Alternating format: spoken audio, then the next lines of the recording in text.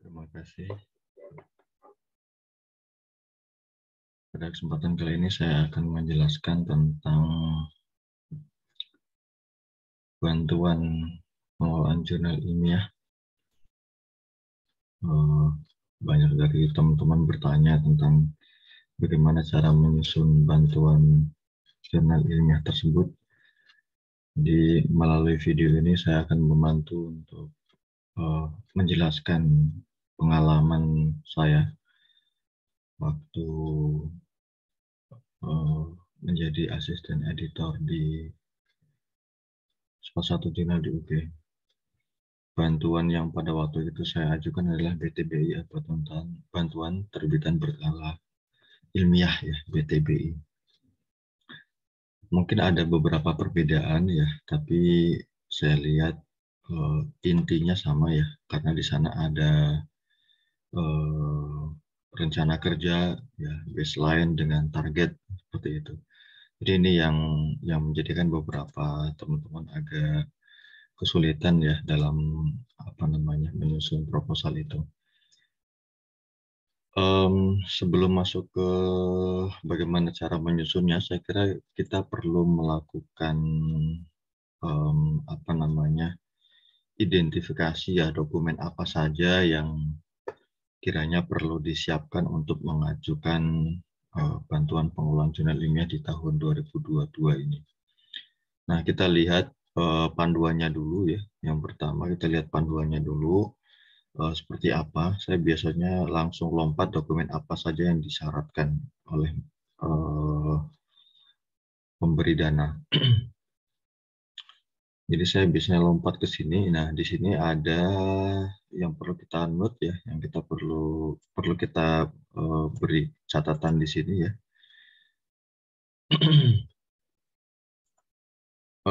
Di sini ya kita diminta membuat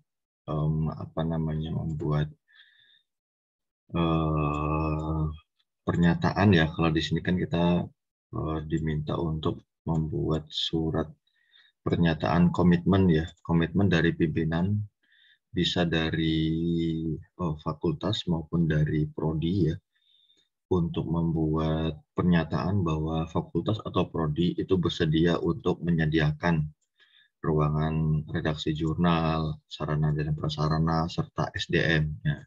3 hal itu yang menjadi concern untuk dituliskan dalam sebuah surat pernyataan. Terus itu yang pertama ya, berarti dokumen surat pernyataan dari pimpinan ya.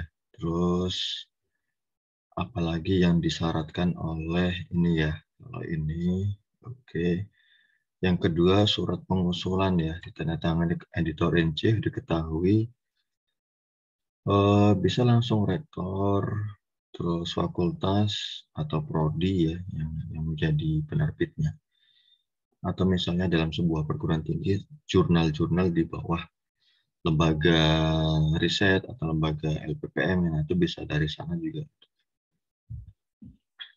Syarat yang lainnya ini syarat administrasi ya. Kalau dokumen-dokumen saya kira tadi 1, 2 ini.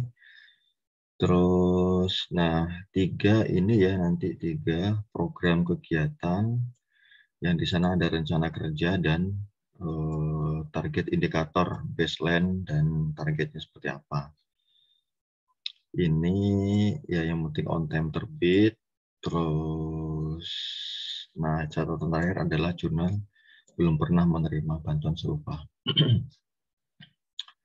Nah, kalau yang lainnya saya kira adalah informasi-informasi lain ya. Ini nanti, nah ini perlu juga kita cermati ya di sini. Berarti ngisinya lewat form ini ya, oke. Data yang perlu disiapkan ini, catatannya ini. Nah, ini juga ya, di rencana kerja nanti dibuatkan rencana kerja. Di sini disesuaikan dengan baseline pada saat ini ya.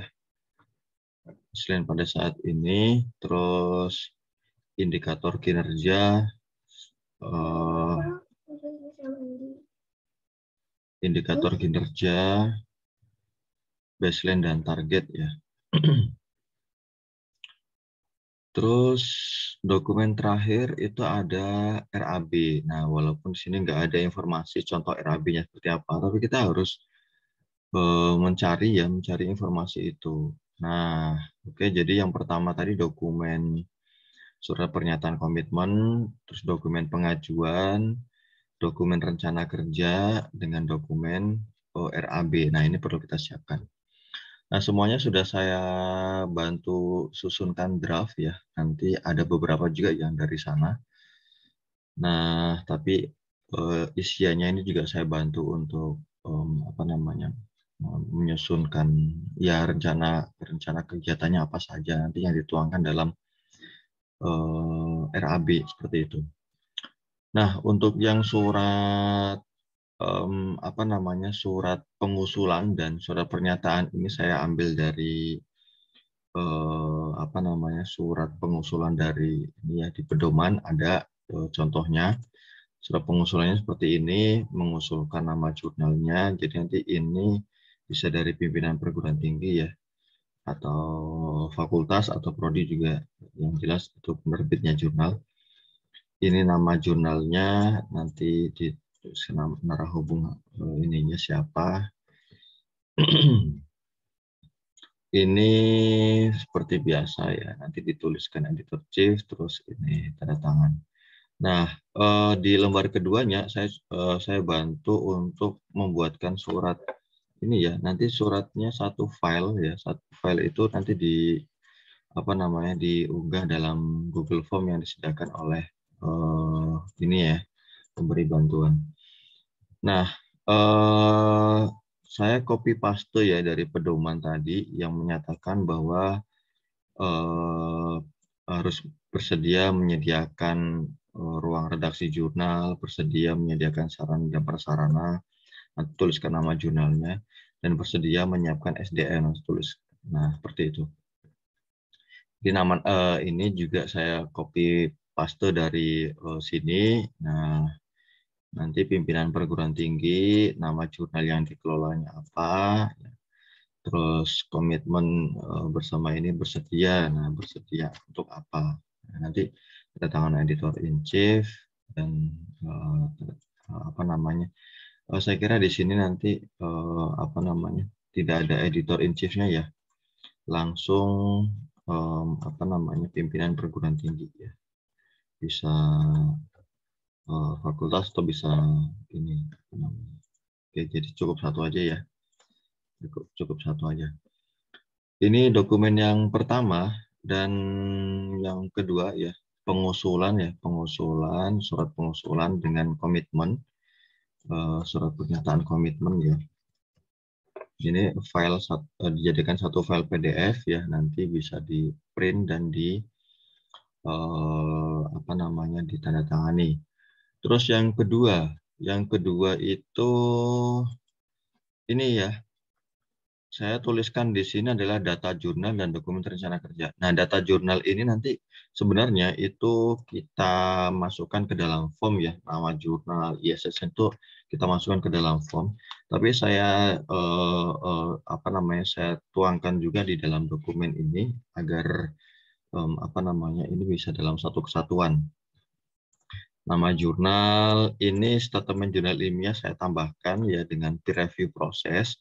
Di sini nanti dituliskan tingkat keketatan seleksi naskah.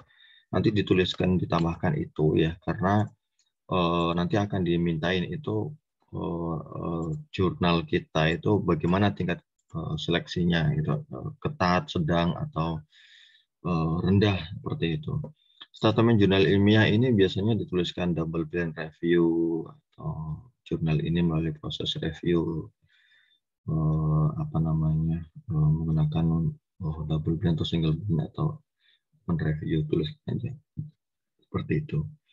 Jenis bantuan nanti kita bisa pilih salah satu ya, satunya nanti dihapus, pilih salah satu saja. Nah, ini yang tadi saya tulis saya copy dari sini ya. apa namanya dari proposal. Saya copy dari mana ya? Oh, ke atas sebentar. Oh, masih ke bawah. Nah, ini di bagian ini, di bagian rencana kerja ya, saya copy. Jadi nanti silakan Bapak Ibu tuliskan saja rencana kerja. Nah, meliputi rencana dan waktu pelaksanaan ya. Nah, terus misalnya rencana kerjanya ini, rencana kerjanya terakreditasi naik peringkat. Gitu. Nah, misal berapa tahun ya, 1 tahun gitu. Nah, itu kan rencana.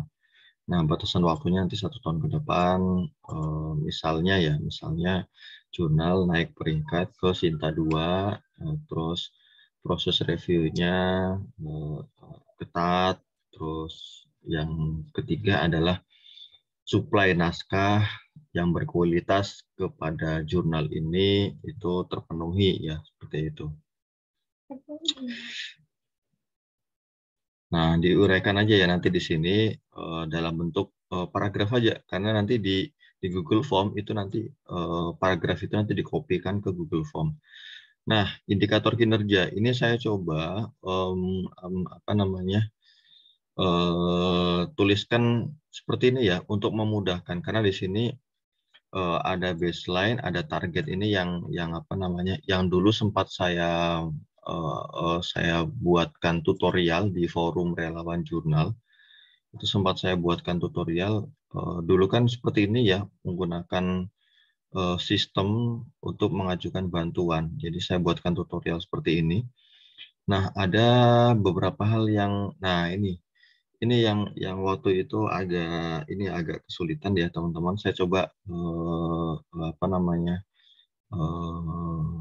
detailkan seperti ini ya. Saya ringkas coba seperti ini. Jadi baseline itu lebih kepada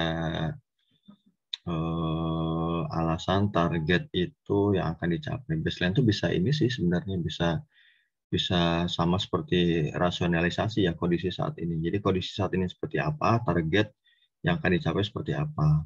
Nah, kalau dulu kan pakai sistem itu dibedakan rasionalisasi seperti apa, target baseline seperti apa.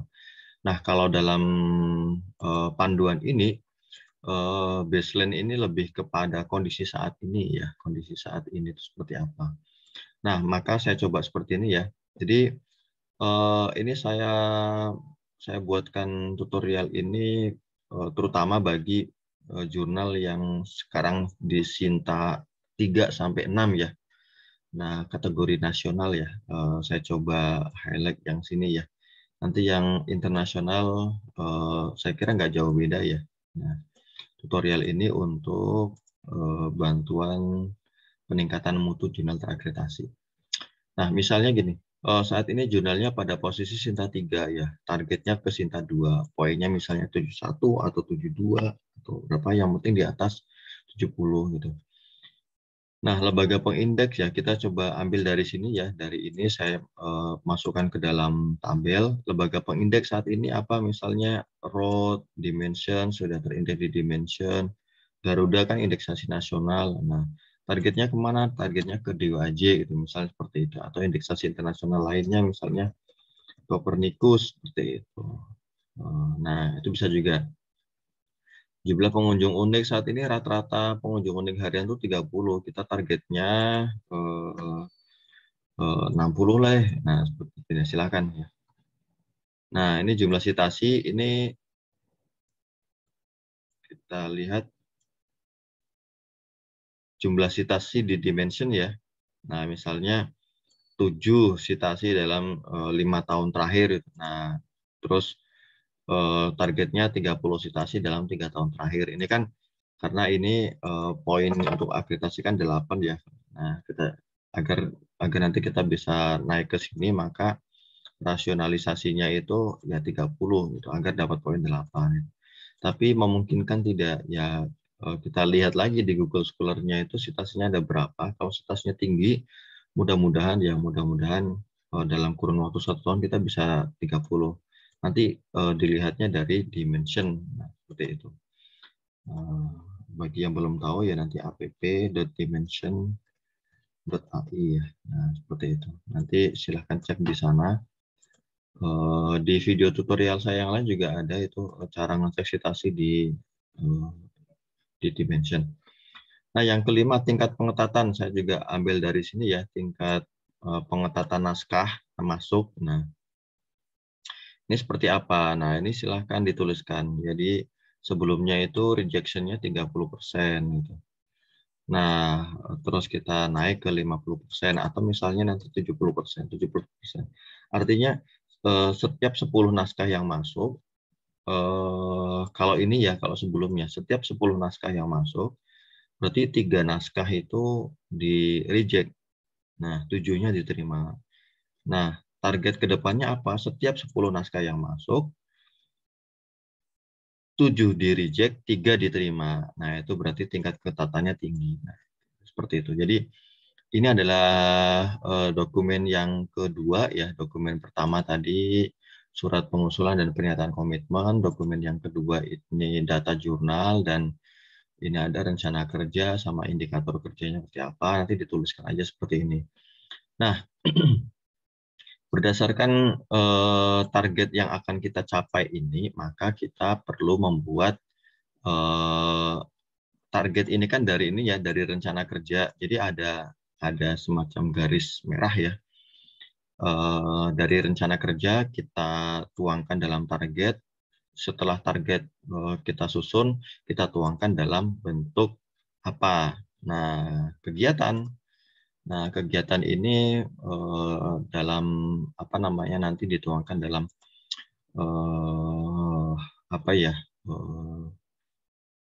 Ada anggarannya lah seperti itu. Jadi misal ini saya tulis ini ya, saya tulis berdasarkan dulu ketika saya menyusun proposal ini ya. Tapi saya kira apa ya berbeda ini ya, berbeda apa namanya berbeda sekali. Tapi saya coba itu lokakarya penulisan naskah ini untuk mencapai apa ya? Untuk mencapai pengetatan naskah itu. Jadi agar apa ya? Agar penulis tahu bahwa naskah yang masuk ke jurnal kami itu sekarang sudah mulai ketat loh gitu. Dengan cara apa ya? Dengan cara ada seleksi yang ketat oleh reviewer atau dan editor seperti itu.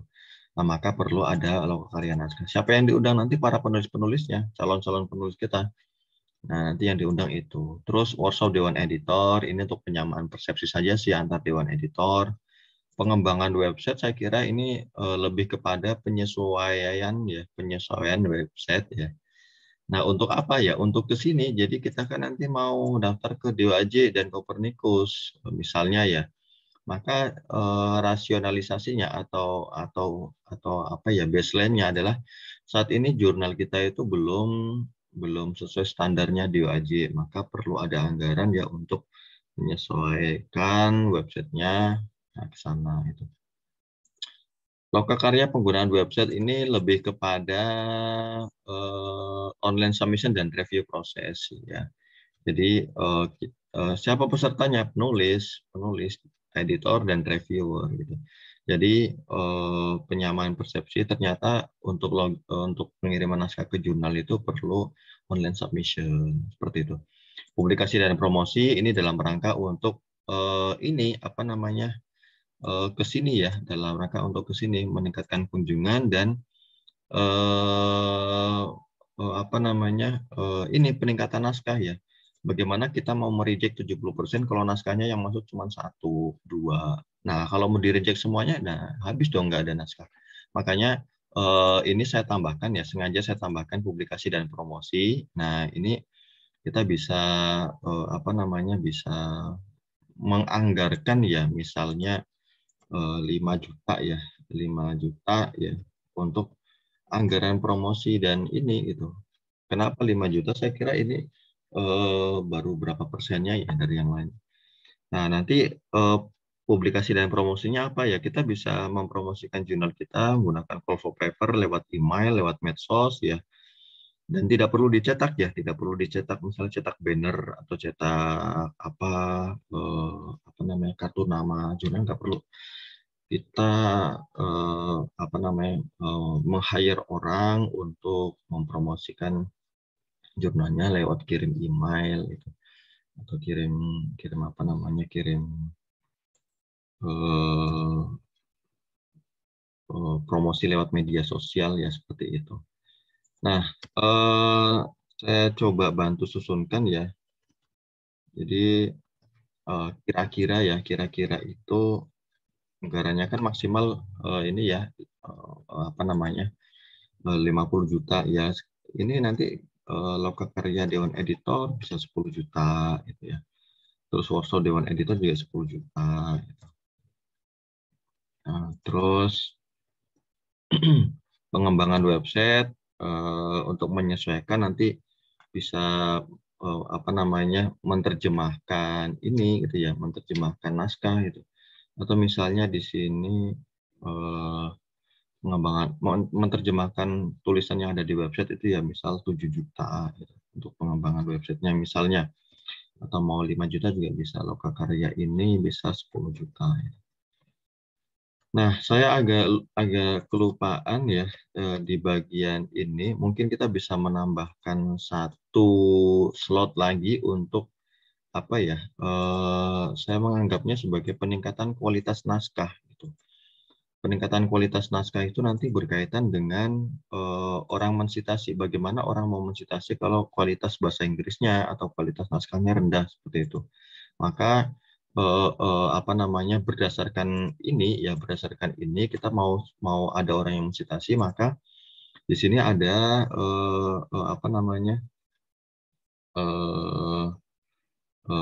peningkatan kualitas naskah jurnal. Nah, jadi untuk pengembangan website itu bisa 5 juta saja ya, 5 juta. Nah, untuk peningkatan naskah ini bisa 15-an juta ya, 15-an juta. Nah, seperti itu. Oh, ini udah kelebihan ya. Nah, Lokakarya Dewan Tulisan Naskah, Lokakarya Penulisan Naskah ini nanti arahnya kepada ini ya, proof ya, proof artikel ya, kita siapkan 15 juta ya. Terus ini kelebihan 5 juta. Nah, kita bisa workshop Dewan Editor misalnya ini cukup 7 juta ya. Jangan terlalu banyak. Ini juga 7 juta itu kayaknya. Nah, udah. Nah, di Lokakarya ini bisa 7 juta, terus di sini yang Dewan Editor ini bisa 10 juta ya. Nanti karena Dewan Editor juga banyak. Udah. Jadi 49 juta misalnya mau ditambah di sini ya, ditambah 7.500.000, nanti di sini juga 7.400.000 gitu. Nah, agar tidak melebihi sampai 50 juta. Kalau kita lihat di sini kan maksimal 50 juta kan ya, untuk maksimum 50 juta untuk pengajuan akreditasi ya. Kalau internasional itu bisa 62. Nah, dari sini ini nanti pembelanjaannya itu dirincikan ya, tidak hanya seperti ini saja. Nanti dirincikan misalnya honor moderator, honor MC, honor editor, seperti itu. Kalau misalnya ada sewa ruangan ya sewa ruangan, seperti itu. Sampai ke sini juga misalnya kalau proof ini ya honorarium proof naskah, ada berapa, misalnya ada 10 naskah, satu naskahnya 1.500.000, ya udah 15 juta seperti itu. Terus Lokakarya yang lainnya juga seperti itu. Kalau ini misalnya honorarium tim promo ada 5 orang, masing-masing 1 juta, ya udah tuliskan nanti laporannya ya, nanti screen capture promosi yang ada di media sosial dan call for paper yang ada di lewat email ya, email. Nanti tuliskan nama jurnal, ISSN jurnalnya. Saya kira demikian ya, beberapa dokumen atau beberapa hal yang bisa disiapkan dalam pengajuan bantuan pengelolaan jurnal ilmiah tahun 2022. Nah, saya coba tuliskan dan lengkapi dituliskan di sini. Silakan disiapkan surat pengusulan, surat pernyataan, data jurnal, dan dokumen rencana kerja tadi masukkan jadi satu. RAB juga seperti itu. Jangan lupa nanti RAB-nya juga dikasih tanda tangan editor in chief ya, seperti itu. Saya kira ini yang dapat saya sampaikan informasinya, semoga bermanfaat. Selamat menyusun proposal. Nanti kalau sudah jadi proposalnya ingat saya. Nah, ini bercanda. Jadi ini murni untuk membantu Bapak Ibu dan teman-teman sekalian yang saat ini agak kesulitan atau kebingungan dalam penyusunan proposal bantuan. Semoga bermanfaat. Jadi nanti saya unggah ke dalam channel YouTube saya dan support saya untuk selalu memberikan tutorial-tutorial yang bermanfaat bagi Bapak Ibu sekalian. Terima kasih, selamat beraktivitas, salam sehat selalu.